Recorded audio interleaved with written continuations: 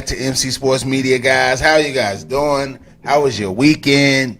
Man, we had an eventful weekend. Wow, it was so much going on. From the Claressa Shields MMA debut to UFC 263.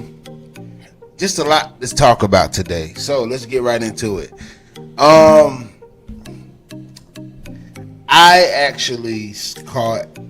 was so busy. I actually caught the highlights of the Claressa Shields fight, but a friend of mine sent me the video, the full fight, and it was a great fight, man. What Claressa Shields, and like I said in my last video, is she's a quick learner. She used her hips very well. She got out of an arm bar, and Elkin, the sister Elkin, she kept trying to go for the takedown. And that's where I think I made that prediction. I said either she's going to knock her out standing up or ground and pound. And that's what happened. Elkin was reaching for that single leg lock, and Shields had her hips in, and while she was defending the takedown, she was dropping bombs. So I'm excited, man. I think that was a great MMA debut for Claressa Shields. Now it just gives her time to get back to the drawing boards, because she didn't take too much damage in the fight, if any. Just get back to the drawing boards, keep learning, work on that takedown defense. But she looked really good. I was very impressed to see Claressa Shields go out there and perform and get the W. So I'm excited for you, Claressa. Keep going, man. I'm rooting for you. I am rooting for you. You are definitely an icon in women's sports.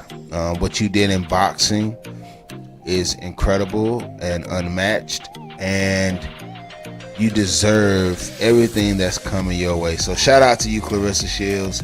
We love you over here at MC Sports Media. Hopefully one day we can get an interview. I would love to get your input and just learn a little bit more about your story. Claressa Shields, guys, go check her out. 2-time Olympic gold medalist. She had all the belts in women's boxing. Unmatched, great talent, and just a dope person, man. I love Claressa Shields. We love you over here at MC Sports Media, Claressa. Get back to the drawing boards, because we excited to see your next fight. Now moving on. I don't know if I want to talk about the Adesanya versus Vettori fight, or just the UFC 263 in general. There was so much going on, but I'll come back to that. I'll end with that. I want to talk about the Davis and Barrios fight. Gervonta Tank Davis is going against, I spoke about it in my other video, Barrios, young champion, 26-0, punching power. He's a warrior, man. He's a warrior, and we know who Tank is and what Tank does. So I've been watching these behind the scenes Showtime episodes, and let me just say, we are in for a great fight. I really want us fighting fans to understand what type of fight this is. This isn't a fight that is like, it truly can go either way. Just coming from just what we know, what both of these guys have shown us. They both skilled. I would say Tank is the more skilled boxer. But I mean, Barrios has skills, man. He can box as well, and his punching power, I think he hits harder just naturally because he's a bigger fighter. Don't get me wrong, Tank has had some amazing knockouts, and he has the knockout power as well. But Barrios is a naturally bigger fighter, and man, his body punches, a lot of his KOs came from the body. I really, if I had to, I'd give the punching power to Barrios. But they both can, stop each other. They both. Tank has a chin. He has a steel chin. He's tough. He's smart. So that kind of would eliminate, Barrios being able to just hit him at will. Because I think what Tank, like, he got a lot of criticism from his last fight, but he was literally just walking down. What's the brother? The Mexican fighter he just fought. I'm sorry, guys. Need to know his name. But yeah, he was walking him down, and you can't do that with Barrios, man. You cannot do that with Barrios. He's gonna have to move. He's gonna have to box. I mean, he can trade with him at times, but that wouldn't be smart for the natural bigger guy, stronger guy. And again, it's really centimeters to inches on the strength and the size, really. Yes, Barrios is naturally the longer, bigger fighter, but Tank is exactly what his name is. Short and compact. He's a tank. So the strength isn't too much, it's not a big difference, but I think a lengthy, bigger fighter always has more, it's just a different style, different way to punch. You know what I mean? So it can be more effective if you catch Tank on the end of those long punches. So that's what I'm saying. Like, Tank is gonna have to box Barrios and just show his skill. He's gonna have to outskill him. This is when his mentorship from Floyd has to kick in. He's gonna have to use the skills that he and all of us have seen Floyd do. Not like Floyd, but just that elusiveness, that ring IQ, that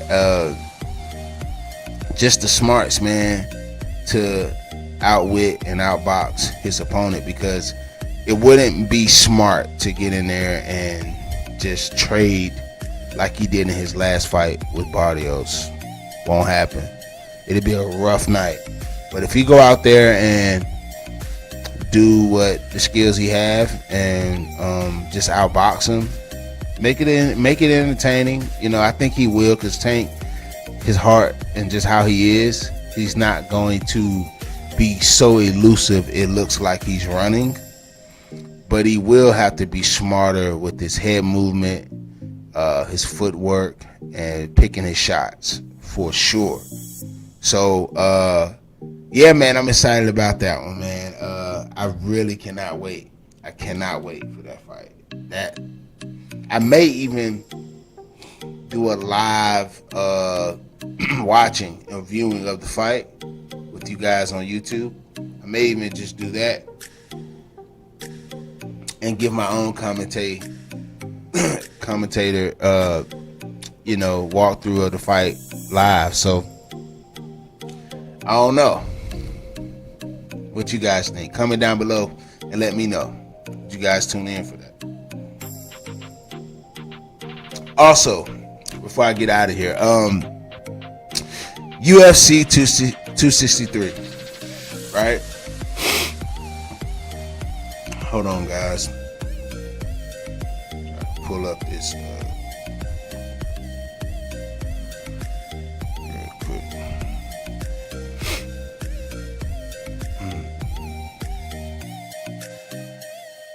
UFC 263. A lot of people, before I get into the Adesanya, when Nate Diaz lost. He lost. And, you know, what we love about Nate Diaz and just the Diaz brothers is, first of all, they're badasses, right? You know, but they are true warriors, which means they understand that they're not going to win every fight, but what you get out of those guys is heart, fearlessness, and just that will to go out there and fight hard and win. So a lot of people were making it, you know, man, it was a great fight.